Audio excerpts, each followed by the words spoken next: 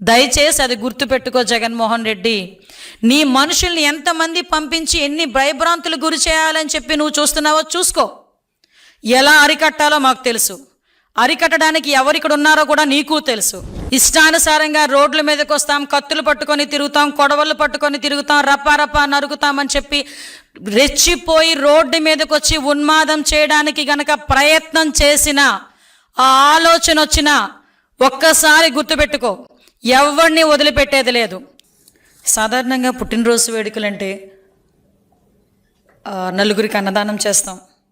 లేదు మన నాయకుల పుట్టినరోజు అంటే ఎక్కడైనా రోగులకి పళ్ళు, అదేవిధంగా రొట్టెలు పంచటం, లేకపోతే ఎక్కడైనా కొంచెం అన్నదానం చేయటం, ఎక్కడైనా గుళ్ళోకి వెళ్ళి పూజలు చేయించి అతనికి ఆయురారోగ్యాలు ఇవ్వాలని చెప్పి పూజలు చేయటం, లేకపోతే ఇంకొంచెం ముందుకెళ్ళి ఎవరికైనా రోగులకి ఉపయోగపడేటట్టుగా రక్తదానం చేయటం, ఇలాంటివన్నీ జనరల్గా మానసికంగా కరెక్ట్గా ఉండేవాళ్ళు చేసే పని. దట్టు ఒకవేళ వాళ్ళు ఏదైనా కేక్ కట్ చేసుకున్నా ఒక ప్లాస్టిక్ కత్తితో కేక్ కట్ చేసుకొని ఆ సంబరాలు జరుపుకొని ఆ నోరు తీపి చేసుకొని ఎవరికైతే మనం పుట్టినరోజు సంబరాలు చేస్తున్నామో, ఎవరికైతే మనం పుట్టినరోజు శుభాకాంక్షలు చెప్పాలనుకుంటున్నామో వాళ్ళ జీవితం కూడా ఇదే రకంగా తీయగా మనశ్శాంతిగా ఉండాలని కోరుకుంటారు ఎవరైనా కూడా. జనరల్గా ఒక మనిషి పుట్టేవాడు ఎవరైనా కూడా దానికి కూడా అదే రకంగా హర్షించే వాళ్ళు కూడా ఉంటారు.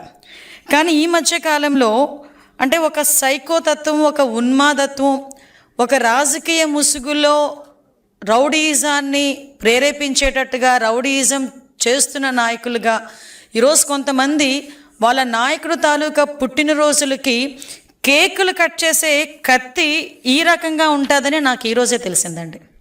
జస్ట్ ఒకసారి మీరు చూస్తే కేకు కట్ చేసే కత్తి, కొడవళ్ళు, పెద్ద పెద్ద కత్తులు పట్టుకొని కేకులు కట్ చేస్తారు. ఇక్కడ ఒకసారి మీరు చూస్తే ఇక్కడ హ్యాపీ బర్త్డే జగన్ అన్న వైఎస్ఆర్ పార్టీ సంథింగ్ రాసి ఆ కత్తి చూసారా?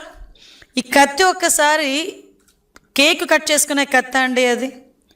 కేకు ఇలాంటి కత్తులతో చూసి కేక్ కట్ చేస్తూ ఒక రకంగా చేయటం ఒక ఎత్తు అయితే, తిరిగి అదే కత్తితో జంతు బలి చేసి ఒక మూగజీవాల ఉసురు తీసుకోవటమే కాకుండా దాన్ని బేస్ చేసుకొని ఇలా రక్తాన్ని తీసుకెళ్ళి వాళ్ళ నాయకుడు తాలూకా ఫ్లెక్సీలో ఫోటోలకి అభిషేకాలు చేసి రప్పామని నరుకుతాం, 2029లో ఇదే రిపీట్ అవుద్ది అని చెప్పి స్లోగన్లు ఇచ్చుకునే పరిస్థితి. అంటే దీన్ని చూస్తూ ఉంటే మానవత్వం ఎటువైపు వెళ్ళిపోతుంది అన్నది ఒక పక్క అయితే, అంటే రాజకీయాన్ని అధికారం కోల్పోయిన తర్వాత కూడా రాజకీయ ముసుగులో రౌడీయిజం చేస్తూ ప్రజల్ని ఏ విధంగా భయభ్రాంతుల్ని చేస్తున్నారు అన్నది ఒక యాంగిల్ అయితే, రాష్ట్ర అభివృద్ధికి ఆటంకం కలిగించడానికి ఎంతవరకైనా దిగజారుతున్నారు, ఎంత నేరాలు చేయటానికైనా వీళ్ళు వెనకాడట్లేదు అన్న విషయాన్ని గురించి కూడా ప్రజలు అర్థం చేసుకోవాల్సిన అవసరం ఉంది. మీరు ఒకసారి చూస్తే, నేను జనరల్గా అందరూ కూడా మీ ఇంట్లో మీ పిల్లలవో లేకపోతే మీ తల్లిదండ్రులవో మీ అన్నదమ్ములవో మీరు జనరల్గా జన్మదిన సంబరాలు, పుట్టినరోజు సంబరాలు ఎలా చేసుకుంటారో మనందరి దగ్గర వీడియోలు ఉంటాయి. కానీ ఈరోజు వైఎస్ఆర్సీపీ నాయకుడు తాలూకా పుట్టినరోజు సంబరాల్ని వాళ్ళ తాలూకా కార్యకర్తలు, వాళ్ళ తాలూకా రౌడీలు, ఆ పార్టీ తాలూకా సైకోలు ఏ రకంగా జరుపుకున్నారో ఒక్కసారి మీరు చిన్న ఒక ఏవి ఉందో ఒక్కసారి చూడండి. ఒకసారి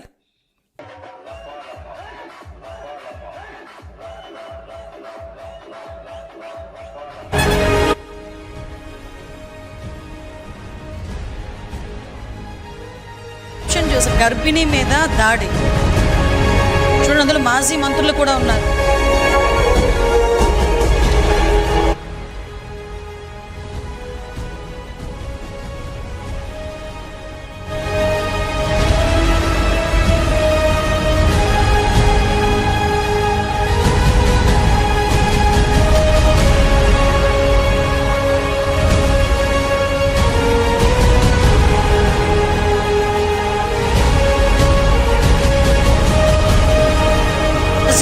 దాటగానే గంగలో పొట్టేలు నరికినట్టు నరుకుతారట. Captions, posters.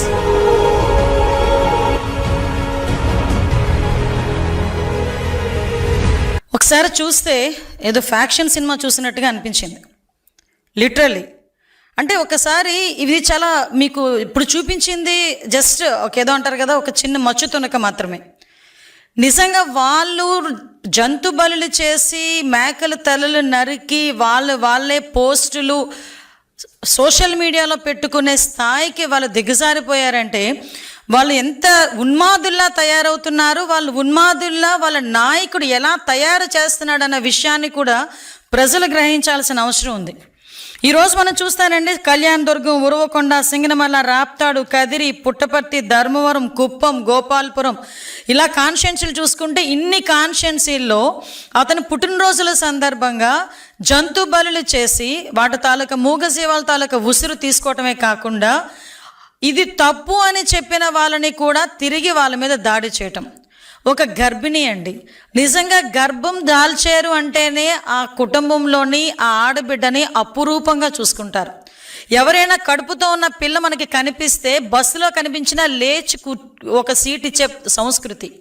ఆ అమ్మాయి నుంచొని వెళ్తుంది అంటే అమ్మ ఓ దగ్గర కూర్చో అమ్మ అని ఆ గర్భిణీ స్త్రీకి గౌరవం ఇచ్చే పరిస్థితి. అటువంటి గర్భిణీ స్త్రీ అక్కడ బయట వాళ్ళు సంబరాలు చేసుకుంటూ ఇష్టానుసారంగా క్రాకర్స్ కాలుస్తూ ఉంటే ఆ అమ్మాయికి కొంచెం గాబరా అనిపించి కొంచెం దూరం వెళ్ళి మీ సంబరాలు చేసుకోండి అని చెప్తే కడుపు మీద కాలితో తన్నేడంత ఉన్మాదం ఉన్నదంటే ఈ రోజుకి ఆ నాయకుడు నోరిప్పట్లేదంటే జనాలకు ఎటువంటి మెసేజ్ వెళ్తుందో ఒక్కసారి ప్రజలు కూడా మనం ఆలోచించేసుకోవాల్సిన అవసరం ఉందండి. ఈరోజు ఎక్కడో ఏదో మారుమూల గ్రామంలో తెలుసో తెలియకో ఎవడో ఇలా నరికాడు ఇలా చేసాడు అంటే మనం వాడు ఎందుకు చేశాడు అన్న దాని మీద ఎంక్వైరీ చేసుకోవచ్చు. కానీ చూస్తే సుమారుగా 10 నియోజకవర్గాలకి పైన ఈరోజు ఇదే పందాలో ఒకే రోజు ఒకే తరహాలో ఇలాగే జంతు బలులు ఇచ్చి రక్తాభిషేకాలు చేస్తూ ఉంటే ఇది వెనకాతల జగన్మోహన్ రెడ్డి దగ్గర నుంచి వచ్చిన ఒక పిలుపు అని అనుకోవడంలో తప్పే ఉంది. ఎందుకనంటే ఈరోజు చూస్తూ ఉంటే వాళ్ళ తాలూకా నాయకులేమో పెద్ద పెద్ద కత్తులు తీసుకొచ్చి కేకులు కట్ చేస్తారు, వాళ్ళ తాలూకా కార్యకర్తలేమో రౌడీలు మాదిరిగా రోడ్డు మీదకి వచ్చి జంతు బలులు చేసి రక్తాభిషేకాలు చేసి మేము 29లో మేము వస్తే ఈ రకంగా నరుకుతామని బహిరంగంగా చెప్పడమే కాకుండా ఫ్లెక్సీలు వేస్తున్నారు. అయినా కూడా ఎక్కడ ఎవరు కూడా ఇది తప్పు అని చెప్పే పరిస్థితులు వాళ్ళకి కనిపించట్లే. ఒక గర్భిణీ స్త్రీ మీద చేయి చేసుకున్నాడు, కడుపు మీద కాలుతో తన్నాడని కేసు పెడితే ఇంకొక వైసీపీ నాయకుడు బయటకు వచ్చి అతను జనసేన నాయకుడు అని చెప్పి దాన్ని తీసుకొచ్చి రాజకీయం చేయడానికని చెప్పి ప్రయత్నం చేసే పరిస్థితి. నీ నాయకుడు తాలూకా సంబరాల్లో జనసేన నాయకుడు వచ్చి ఎందుకు క్రాకర్స్ కాలుస్తాడు? ఆ మాత్రం ఇంగితో నీకు లేకపోతే పోయింది కానీ జనాలకు లేదనుకుంటున్నారా? ఈరోజు ఒక్కసారి మనం ఆలోచించుకుంటానండి, ఈ రకంగా వీళ్ళు చేస్తున్న ఉన్మాదాలు ఒకవైపు చూస్తూ ఉంటే ఇంతకుముందు మీ అందరికీ తెలుసు, ఇంతకుముందు రౌడీయిజం చేసేవాళ్ళంటూ సెపరేట్గా ఉండేవాళ్ళు, నక్సలిజం చేసేవాళ్ళని మనం అరికడుతున్నాం, రౌడీయిజం చేసేవాళ్ళని అరికడుతున్నాం, ఫ్యాక్షనిజాన్ని కూడా గౌరవ ముఖ్యమంత్రి గారు ఏ రకంగా అణిచివేశారో మీ అందరికీ తెలుసు, ముఠా తగాదాలని కూడా ఏ రకంగా అణిచివేశారో తెలుసు, మతాల మధ్య విద్వేషాలు రెచ్చగొట్టి కర్ఫ్యూలు విధించే పరిస్థితి నుంచి కూడా ఎక్కడా కూడా మత విద్వేషాలు లేకుండా చేసిన ఘనత కూడా గౌరవ ముఖ్యమంత్రి చంద్రబాబు నాయుడు గారిది. అటువంటి పరిస్థితి నుంచి ఈ రోజు పరిస్థితి ఏందిరా అంటే వాళ్ళెవరు ఈరోజు రోడ్ల మీదకి వచ్చి ఉన్మాదుల్లా వ్యవహరించే పరిస్థితి కనిపించట్లే. కేవలం రాజకీయ ముసుగులో రాజకీయాన్ని అడ్డం పెట్టుకొని రౌడీయిజం చేస్తూ రౌడీయిజం చేయిస్తూ ఈరోజు ప్రజలను భయభ్రాంతులు గురిచేసి రాష్ట్ర అభివృద్ధికి ఆటంకం కలిగించడానికి ఒక కుట్ర పన్నే విధంగా ఈరోజు మనం కనిపిస్తుంది. ఈరోజు ఇక్కడ మనం ఒకసారి ఒక యాంగిల్ చూస్తానండి. ఈరోజు నేను చాలా కేసులన్నీ చూశాను, క్రోనలాజికల్గా కూడా నేను అన్నీ తెప్పించుకుంటే వీటిలో ఉన్న అన్నింటిలోని కూడా చాలామంది 18 సంవత్సరాల లోపున్న పిల్లలు కూడా రోడ్ల మీదకి వచ్చి పెద్ద పెద్ద కత్తులు పట్టుకొని తలలు నరికి కేసుల్లో కూడా ఇరుక్కున్న పరిస్థితి ఈరోజు కనిపించింది. అంటే నేనేమంటానంటే ఇంతకు ముందు నువ్వు అధికారంలో ఉండేటప్పుడు గాంజాను తీసుకొచ్చి యువత భవిష్యత్తుని విపరీతంగా నాశనం చేసి వాళ్ళని ఒక సైకోల కింద ఉన్మాదుల కింద కొంతమందిని తయారు చేసిన పరిస్థితి, మళ్ళా తిరిగి ఇప్పుడు అదే రకంగా ఈరోజు బయటకు వచ్చి అపోజిషన్లో ఉన్నప్పటికీ కూడా ప్రతిపక్షంలో ఉన్నప్పటికీ కూడా ప్రజల్ని భయభ్రాంతులను చేయడానికి అటువంటి చిన్న చిన్న పిల్లల్ని ఈరోజు జీవితాలు నాశనం చేస్తూ ఉంటే వైఎస్ఆర్సీపీ నాయకుడికి కనీసం కనికరం అనిపించట్లేదా? ఈరోజు నేను ఎందుకు మాట్లాడుతున్నానంటే ఈరోజు చాలామంది నేను చూస్తే ఎంతమందిని ఈరోజు వాళ్ళందరినీ కూడా నేను బయట చూసాం, ఎంతమంది ఏ ఏజ్ గ్రూప్ ఆఫ్ పిల్లలు ఉన్నారు, ఎవరున్నారు ఇందులో అని చూస్తే 17 సంవత్సరాల పిల్లలు కూడా ఉన్నారు ఇందులో, 19 సంవత్సరాల పిల్లలు కూడా ఉన్నారు. అంటే నువ్వు ఎలాంటి పిల్లల్ని ఈరోజు బయటకు తీసుకొచ్చి వాళ్ళ జీవితాలు నాశనం చేస్తున్నావు? కనీసం నేను తల్లిదండ్రులు కూడా ఒకటి విజ్ఞప్తి చేస్తున్నా, ఒక రాజకీయ పార్టీ వెనకాతలు పంపించినప్పుడు మీరు ఏ రాజకీయ పార్టీ వెనకాతలు మీరు పంపిస్తున్నారు, ఆ రాజకీయ పార్టీ నాయకుడు తాలూకా చరిత్ర ఏంటి, ఆ రాజకీయ పార్టీ నాయకుడు తాలూకా ఉద్దేశాలు ఏంటి, రేపొద్దున నీ కొడుకుకి ఏమైనా జరిగినా, రేపొద్దున నీ కొడుకు ఏమైనా ఇబ్బంది వచ్చినా రాజకీయ నాయకుడు వచ్చి నిలబడతాడా అన్న విషయం కూడా ఈరోజు తల్లిదండ్రులు కూడా ఆలోచించుకోవాల్సిన విషయం అవసరం ఉందండి. ఎందుకంటే ఒక రకంగా చెప్పాలంటే వైసీపీ నాయకుడు తాలూకా పరిస్థితి ఎలా ఉందంటే, ఆస్తి గురించి సొంత తల్లి మీద సొంత చెల్లి మీద కేసులు పెట్టినవాడు రేపొద్దున నీ కొడుకుని ఎవరైనా అరెస్ట్ చేస్తే ఇలాంటి విషయాలు వస్తాడని మీరు ఎందుకు అనుకుంటున్నావు? నీ కొడుకుని రక్షిస్తాడని నువ్వు ఎలా ఆలోచించుకుంటున్నావు? ఒకసారి నేను ఇదే ఆలోచిస్తున్నాను. ఎందుకంటే ఏంటండి, చిన్న చిన్న పిల్లలండి, 17 సంవత్సరాలు 18 సంవత్సరాల పిల్లలు ఈరోజు కత్తులు పట్టుకుని రోడ్డు మీదకి వచ్చి నరుకుతాం చంపుతాం అని చెప్తా ఉంటే, ఒక ప్రతిపక్ష హోదా చేసేవు, ఒక మాజీ ముఖ్యమంత్రివి, ఒక పార్టీ నడుపుతున్న వ్యక్తివి బయటకు వచ్చి ఇది తప్పు అని చెప్పే ధైర్యం లేదు, తప్పు అని చెప్పడానికి కూడా నీకు మనసు రావట్లేదు, మాట రావట్లేదంటే ఏంటి నీ ఉద్దేశం? అధికారంలో ఉన్నప్పుడు డాక్టర్ సుధాకర్ మాస్క్ అడిగిన పాపానికి డాక్టర్ సుధాకర్ని ఆ రోజు చచ్చిపోయే పరిస్థితి తీసుకొచ్చావు. ఆ రోజు నీ ఎమ్మెల్సీ అనంతబాబు డ్రైవర్ సుబ్రహ్మణ్యాన్ని చంపి డోర్ డెలివరీ చేస్తాడు, నువ్వేమీ మాట్లాడు. అమర్నాథ్ గౌడ్ అని ఒక చిన్న పిల్లోడు తన అక్కని ఎందుకు ఏడిపించారని అడిగితే నడి రోడ్డు మీద పెట్రోల్ వేసి తగిలిపెట్టేసిన రోజు నువ్వు మాట్లాడు. ఇలాంటి ఎగ్జాంపుల్స్ చూస్తే చాలా చెప్పగలం. నువ్వు అధికారంలో ఉన్నప్పుడు చేసిన అఘాయిత్యాలు మళ్ళా తిరిగి 11 సీట్లకి ప్రజలు ఇచ్చినా కూడా ఈ రోజుకి కూడా బుద్ధి లేకుండా, కనీసం మార్పు లేకుండా తిరిగి ఇంకొక రకమైన ఉన్మాదానికి తీసుకొచ్చి యువతని బలి చేసే పరిస్థితి ఈరోజు తీసుకొస్తున్నావంటే అసలు నేను ఒకటే చెప్తున్నా, అసలు నువ్వు మనిషివేనా అని అడుగుతున్నా. రాజకీయ నాయకుడు ఇవన్నీ పక్కన పెట్టు, కనీసం మనిషిగా మానవత్వం ఉన్న వ్యక్తిగా ఇది నువ్వు ఎలా సమర్థిస్తున్నావు అని అడుగుతున్నాను ఈరోజు. అంటే ఒకసారి మనం ఆలోచించుకుని చూసుకుంటానండి.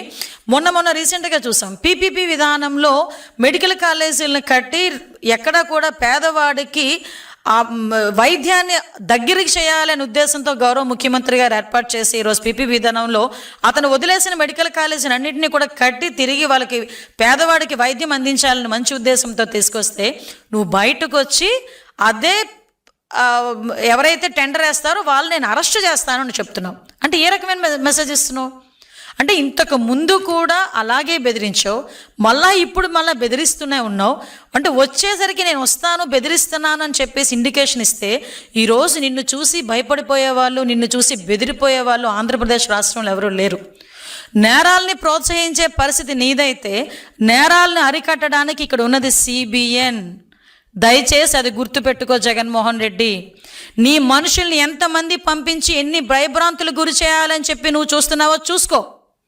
ఎలా అరికట్టాలో మాకు తెలుసు, అరికట్టడానికి ఎవరు ఇక్కడ ఉన్నారో కూడా నీకు తెలుసు.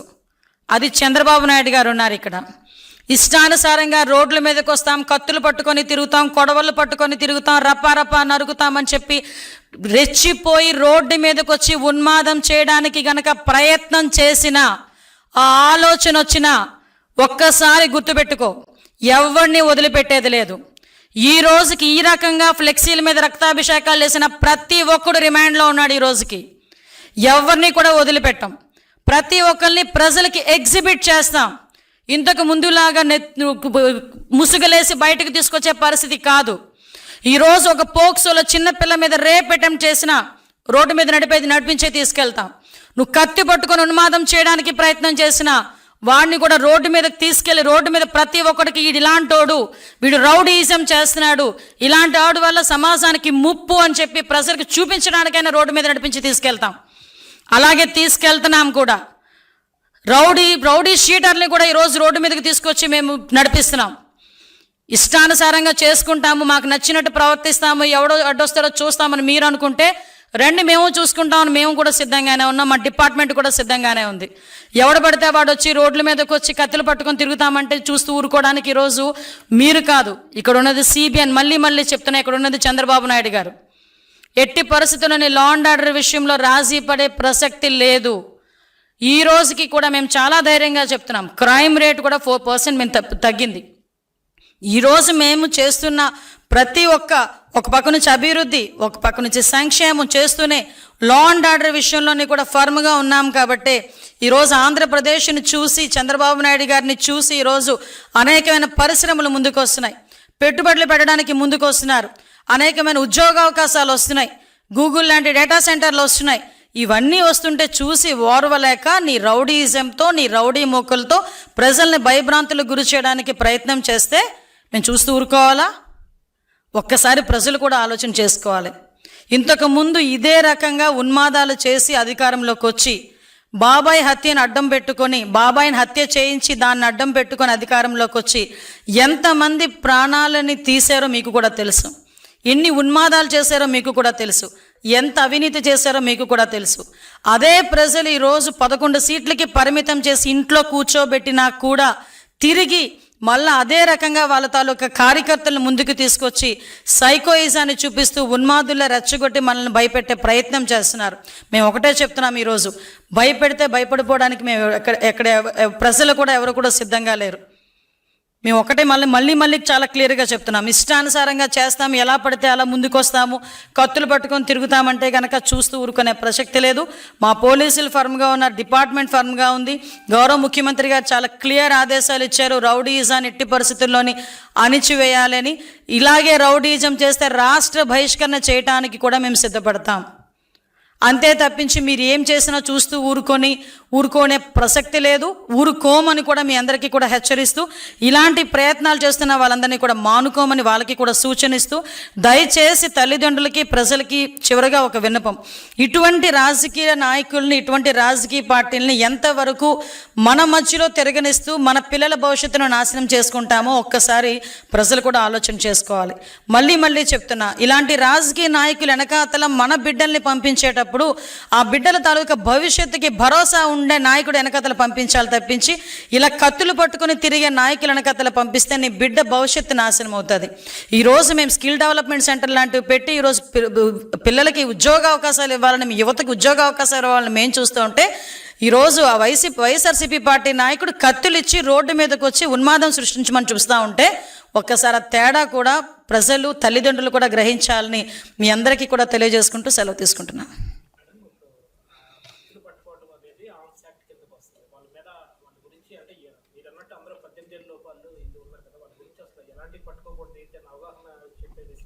అసలు ఏమంటానంటేనండి, ఇప్పుడు జనరల్గా ఒక రాజకీయ నాయకుడికి ఇప్పుడు మా నాయకుడే ఉన్నారు, మేము తప్పు చేశామంటే అది ఎటువంటి పొజిషన్లో తప్పుగా మాట్లాడినా కూడా మీరు తప్పుగా మాట్లాడుతున్నారు, మీరు సరిదిద్దుకోండి, ఎందుకంటే మన మాట కొన్ని కోట్ల మంది ప్రజలు వింటారు. సో దానికి మాకు మాట మాట్లాడేటప్పుడు దానికి ఒక అర్థం ఉండాలి, అవతల వాళ్ళు యాక్సెప్ట్ చేయాలి అని చెప్పి మా నాయకుడు మాకు చెప్తారు. ఈరోజు 17 సంవత్సరాల కుర్రోడికి రోడ్డు మీదకి వచ్చి కత్తి పట్టుకుని చేతిలోకి వచ్చి నువ్వు నరికి అక్కడ రక్తాభిషేకాలు చేస్తూ ఉంటే కనీసం బయటకు వచ్చి మీరు ఎందుకు చేస్తున్నారు అని అలా అడగకపోగా కనీసం దాన్ని సమర్థించే విధంగా ఈరోజు మీరు ఒకటి చూశారు, రప్పా నరిగితే తప్పేంటి, గంగమ్మ జాతరలోని పొట్టేలు నరికినట్టే రప్పా నరుగుతామంటే తప్పేంటి అని ఆ నాయకుడే ఎలా మాట్లాడుతూ ఉంటే ఆ కిందన ఆ పార్టీలో ఉన్న కొంతమంది అలాంటి చేయడంలో ఒకసారి అర్థం చేసుకోవాలి మనం కూడా. ఈరోజు పిల్లల భవిష్యత్తు అండి, చిన్న పిల్లల భవిష్యత్తు నిజంగా చాలా బాధ అనిపిస్తుంది. ఇంటర్మీడియట్ చదువుకొని డిగ్రీలు చదువుకున్న వాళ్ళు ఈరోజు జైలు పాలయ్యారండి. వాళ్ళ తల్లిదండ్రులకు ఎవరు సమాధానం చెప్తారు? వాళ్ళ తల్లిదండ్రులకు తెలుసా ఇలా రోడ్ల మీద కత్తులు పట్టుకుని వెళ్తున్నట్టు? కానీ సరే మనం చేస్తున్న పని ఇది తప్పు అని చెప్పుకోలేని నాయకుడా నేను అడుగుతున్నా. దానికి నిజంగా చెప్పాలి, ఆ రాజకీయ పార్టీ తాలూకా నాయకుడు, ఆ వైఎస్ఆర్సీపీ పార్టీ తాలూకా నాయకులు సమాధానం చెప్పాలి దీనికి. ఈరోజు ఇంతమంది భవిష్యత్తుని జైలు పాలు చేసిన వాళ్ళందరికీ కూడా వాళ్ళు సమాధానం చెప్పాల్సిన అవసరం లేదా? కుటుంబాలకి ఉందా లేదా? వాళ్ళ కుటుంబాలకి ఏం సమాధానం చెప్తారు? వాళ్ళ కుటుంబాలకు సమాధానం చెప్పడానికి అని చెప్పి వాళ్ళ వెనకతల మళ్ళీ ఏదో ర్యాలీ చేస్తారు కదా, సంథింగ్ సానుభూతిగా, వాటి దగ్గరికి వెళ్తారా? ఏ మొహం పెట్టుకుని వెళ్తారు? ఒక్కసారి ఆలోచన చేసుకోవాలి కదా. బిడ్డల భవిష్యత్తు, ఒక తల్లిదండ్రులు 17-18 సంవత్సరాల పిల్లడికి వచ్చినాయి అంటే ఇంకో 3 సంవత్సరాలు నాకు అందొస్తాడు, నేను పడ్డ కష్టం అంతా నా కొడుకు తీరుస్తాడు, నా కొడుకు నన్ను చూసుకుంటాడని ఆనందంగా ఉన్న తల్లిదండ్రులకి ఇలాంటి జెండాలు చేతిలో పెట్టి కత్తులు చేతిలోకి ఇచ్చి జైలు పాలు చేస్తూ ఉంటే ఆ కుటుంబానికి ఏం సమాధానం చెప్తారు నేను అడుగుతున్నాను ఈరోజు.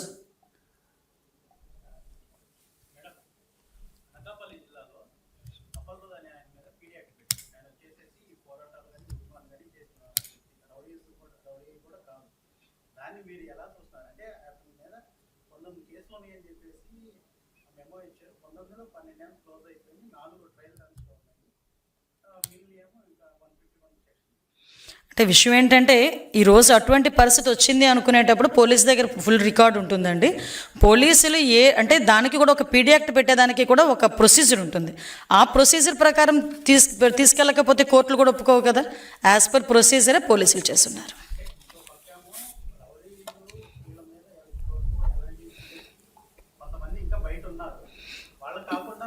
ఎవరు కూడా బయట ఉండడానికి, రౌడీలు అన్న వాళ్ళు బయట తిరగడానికి వీలు లేదని గౌరవ ముఖ్యమంత్రి గారు నిన్న కూడా చెప్పున్నారు.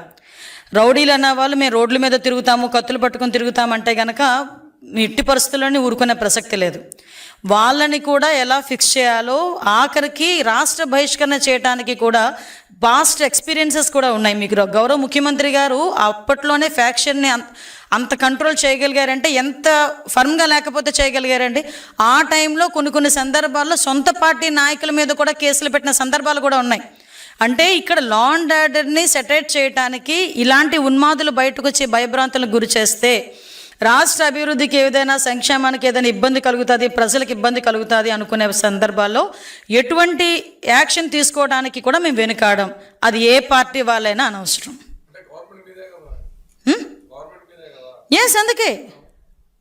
అందుకే మేమే చెప్తున్నాం, ఏ పార్టీ వాళ్ళైనా, అదే టీడీపీ వాళ్ళైనా, జనసేన వాళ్ళైనా, బీజేపీ వాళ్ళైనా, వైఎస్ఆర్సీపీ వాళ్ళైనా, ఎవరైనా కూడా రౌడీయిజం చేసి రోడ్డు మీదకి వచ్చి ఉన్మాదుల్లా ప్రవర్తిస్తామంటే కనుక మేము చూస్తూ ఊరుకోం. కంపల్సరీగా వాళ్ళని ఏ రకంగా వాళ్ళని జైల్లో పెట్టాలి, వాళ్ళని ఏ రకంగా అరికట్టాలనేది గవర్నమెంట్ నిర్ణయం తీసుకుంటుంది. లా అండ్ ఆర్డర్ విషయంలో ఎట్టి పరిస్థితుల్లోనే బ్యాక్ స్టెప్ వేసే ప్రసక్తే లేదు.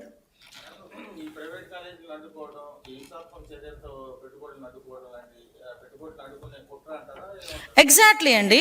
ఇప్పుడు ఈ 1.5 సంవత్సరాల కాలంలో ఎన్ని వేల కోట్లు పెట్టుబడి వచ్చినాయి, ఎన్ని లక్షల కోట్లు పెట్టుబడులు వస్తున్నాయి, ఈరోజు ఎన్ని కంపెనీలు వస్తున్నాయి, ఎన్ని స్కిల్ డెవలప్మెంట్ సెంటర్లు వస్తున్నాయి. ఇవన్నీ ఒక ఎత్తు అయితే ఈరోజు ఎన్ని కంపెనీలు ఈరోజు వచ్చి కొన్ని లక్షల మందికి ఉపాధి అవకాశాలు కల్పించడానికి ముందుకు వచ్చినాయి.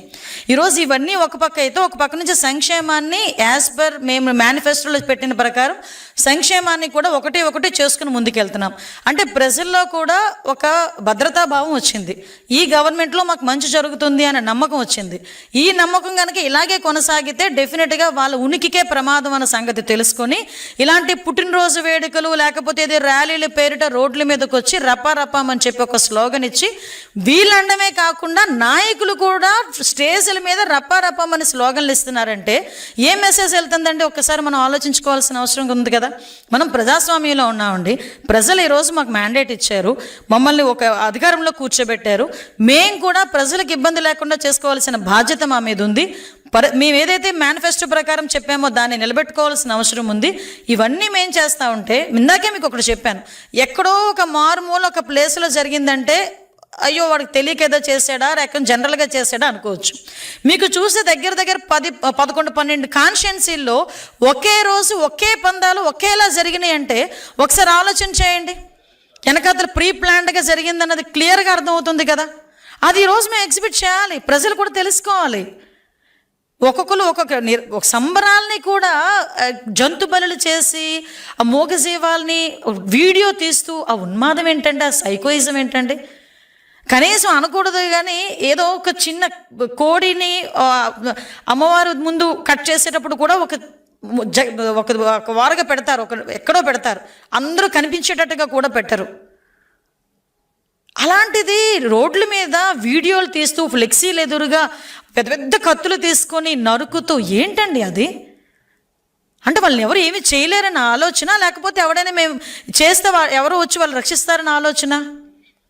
అదొకసారి ప్రజలు గ్రహించాలి. నేను అదే అంటున్నా, ఈరోజు మేము చేయాల్సిన పని మేము చేస్తాం, మేము లీగల్గా మేము ఏం చర్యలు తీసుకోవాలో చర్యలు మేము తీసుకుంటాం.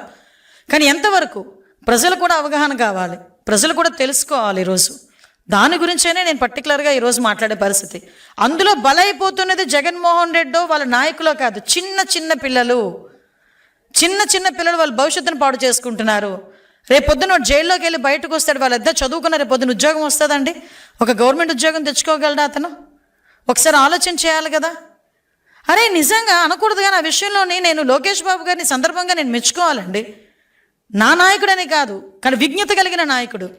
ఒక చిన్న పిల్లోడు ఎప్పుడైనా పార్టీ జెండా పట్టుకుంటే, అరే నువ్వు చదువుకోవడం మానేసి పార్టీ జెండా ఎందుకురా పట్టుకున్నావని చేతిలో తీసి పక్కన ఎవరో పెద్దవాళ్ళకి ఇస్తాడైనా. 2-3 సందర్భాల్లో జరిగిన పరిస్థితి ఇది. ఎవరైనా పార్టీ టీషర్ట్ చిన్నపిల్లలు ఎవరైనా వేసుకుంటే, ఎందుకురా నీకు ఇప్పటి నుంచి రాజకీయాలు, శుభ్రంగా చదువుకోపో అని చెప్పే విజ్ఞత కలిగిన నాయకుడు మా దగ్గర ఉంటే, అలాంటి చిన్న చిన్న పిల్లలకి కూడా కత్తిలిచ్చి రోడ్ల మీదకి వెళ్ళి జంతు బలులు చేయండి అని ప్రోత్సహించే నాయకులు అటువైపు ఉన్నారా? అది కూడా మనం ఆలోచించుకోవాలి. ఎటువంటి నాయకులకి ఈరోజు పార్టీలు నడుపుతున్నారు, ఎటువంటి నాయకులు రాజకీయ పార్టీకి మనం మద్దతు తెలుపుతున్నాం అన్న సంగతి కూడా ప్రజలు కూడా గ్రహించాలి. అది నా ఉద్దేశం.